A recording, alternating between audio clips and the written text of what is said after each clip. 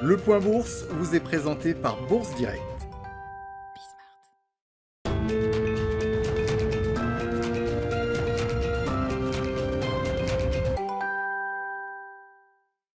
Clôture dans le rouge ce soir pour le CAC 40, l'indice parisien qui perd 0,28% à 6390 points.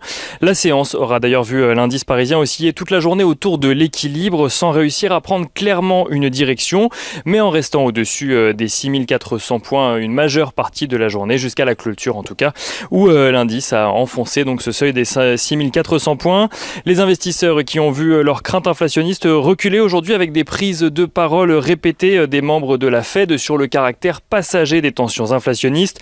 Un message répété hier encore par plusieurs membres de la Fed. Lael Brainard, gouverneur de la Fed, l'a appuyé dans une prise de parole, mais aussi les dirigeants des Fed d'Atlanta ou encore de Saint-Louis. James Bullard de la Fed de Saint-Louis a d'ailleurs martelé de son côté que la Fed ne réduirait pas ses achats d'actifs avant que l'économie américaine ne soit complètement remise de la crise sanitaire. Et il a ajouté que ce n'était pas encore le cas. On note en Europe à présent qu'au-delà du CAC 40, le DAX 30 a lui été porté une partie de la séance par l'annonce de la fusion entre deux grandes foncières allemandes que sont Vonovia et Deutsche Wohnen. Vonovia qui propose 52 € par action Deutsche Wohnen et le maintien d'un dividende à 1,03 € pour les actionnaires donc de Deutsche Wohnen. Une opération d'un montant total de 18 milliards d'euros et soutenue par Deutsche Wohnen elle-même. Dans le sillage de cette annonce, les cours des deux entreprises ont pris deux directions distinctes à Francfort. Vonovia recule de plus de 5% ce soir, tandis que Deutsche Wohnen gagne près de 16% et Allemagne toujours, mais statistiques à présent, les investisseurs ont pu prendre connaissance donc de deux statistiques clés dans le pays. Aujourd'hui, le climat des affaires au mois de mai tout d'abord est au plus haut depuis 2019. L'indice IFO ressort à 99,2 points sur le mois contre 96,6 points au mois précédent.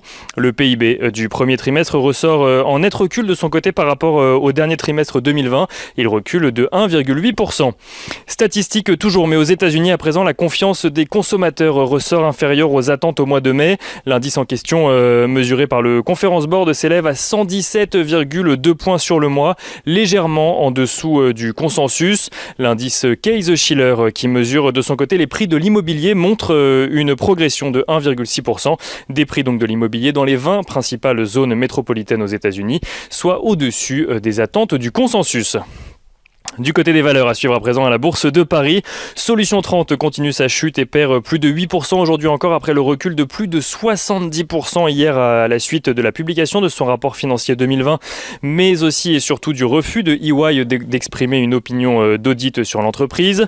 On note à Paris toujours que la Française des Jeux distribue aujourd'hui une action gratuite pour 10 actions détenues pour tous les actionnaires de la première heure présents lors de l'IPO de l'entreprise à la suite de sa privatisation. Et on note enfin à Paris que Sodexo se félicite de son côté d'une décision du Centre international pour le règlement des différends aux investissements qui a confirmé le paiement d'une indemnité de 73 millions d'euros par l'État hongrois à l'entreprise suite à des changements réglementaires sur le marché des titres restaurants dans le pays. Et on finit avec l'agenda de la journée de demain. Demain, les investisseurs découvriront l'indice du climat des affaires en France pour le mois de mai. Ils suivront également, ou en tout cas plusieurs entreprises tiendront leurs assemblées générales, à savoir Dassault Systèmes, Legrand, Publicis ou encore Safran. Et du côté des résultats, ce sera Capelli, LDC ou encore Cadian qui feront le point sur leurs résultats.